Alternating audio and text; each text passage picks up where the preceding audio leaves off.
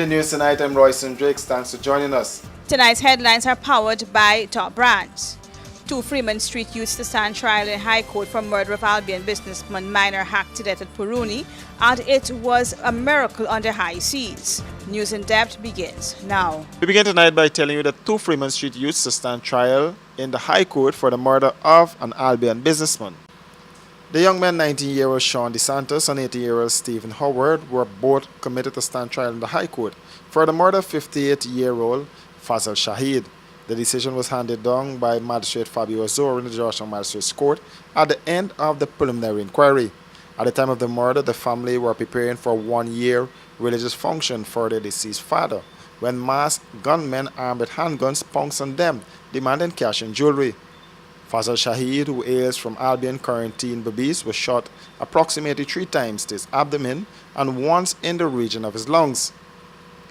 His brothers Abdul and Salim Shahid were also injured during the attack. The incident took place at their parents' 194 Fremont Street, East La Penitence home in Georgetown back in September 2017. The police moved in quickly and immediately cracked the case after they arrested the two men from the community. After conducting further investigations, the men were charged with a capital offense. More news on the other side of this break. Stay with us. Hey, looky there. Let me go techie boots. Boots? No, mama, I ain't gonna get lock up teeth in them big stinky 30-second boots. Plus, it gonna be more cheaper online. And then got my favorite color, pink. Let me go along. Online shopping. Cheaper, faster, better. Passback.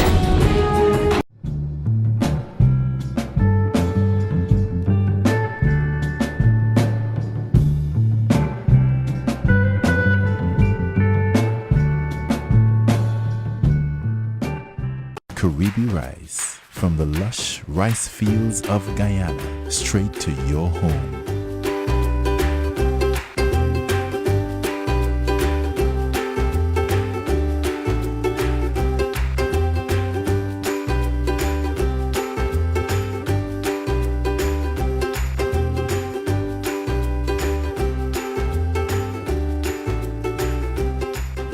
Caribbean rice, our people, our rice.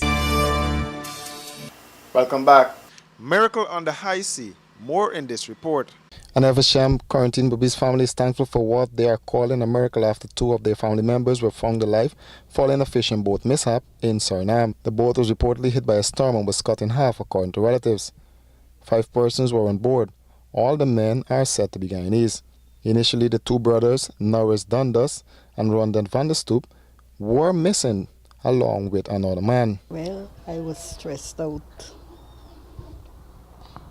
at first, but afterwards, I give hope and pray to God that I would see them.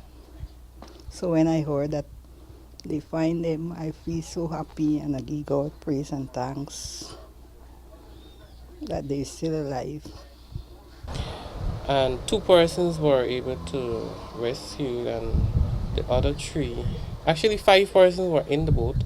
2 were rescued and the other 3, they were missing. They didn't found. Family members were praying and hoping for the men's safe return. Hours later, they were greeted with calls that the men had survived the ordeal. This morning around 10 o'clock. You spoke to them? Yeah, I spoke to them. All 2 of them and the other guy. So all 3 of them that they found, I spoke to. What they said to you? They didn't say much, but I asked them if they're okay, and they said yes. And the men aged 27 and 18 are brothers. The eldest was the captain of the destroyed boat for over 10 years. His younger brother started the trade with him 2 years ago.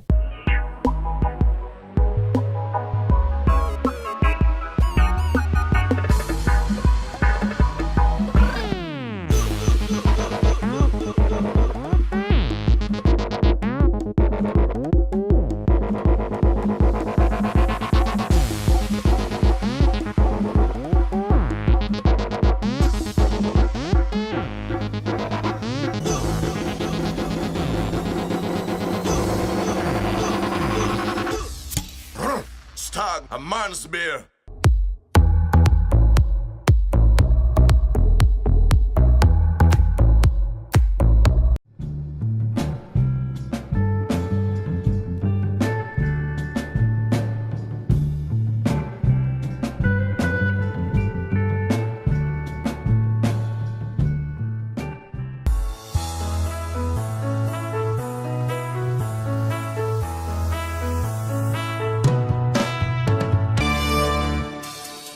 And this troubling story as we leave you on this edition of News in Depth. Minor hacked to death at Peroni. An Ansgrove, East Coast Demerara family is trying to pick up the pieces following the brutal murder of the father of that family. That is Kelvin Bailey, a father of four.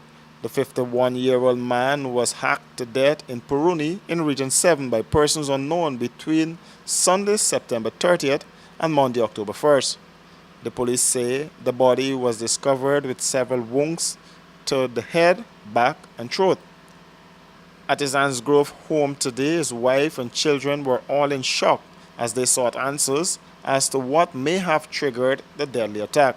When I was sleeping and my son come and wake me up, I say, yeah, daddy get chopped up in the bush. When I come down, the girl show me the picture on the phone. And they tell me get killed in the bush. Why would someone want to kill him in the bush? I don't know, I can't say. Because my friend called from the bush and the boy said they murdered the man, you know, for nothing at all, for no reason.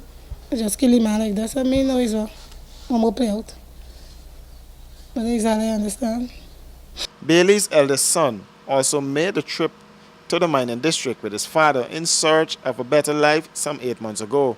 He said the going was not easy, but they were determined to work hard and return with money to invest. His son left the mining district a few days before the murder, and he told family members that his dad was expected out in a few days' time. Yeah, I did plan to come home because his son come home last week and leave him. I say he's going to come home next 2 more days when he want to work up and get him more money and then he's going to come home. Because I remember it's something shocking, you know? Shocking news. We didn't expect to hear something like this. His plan was to come out, you know? Come out behind the sun. So every day trying to ask me, Andrea, where daddy?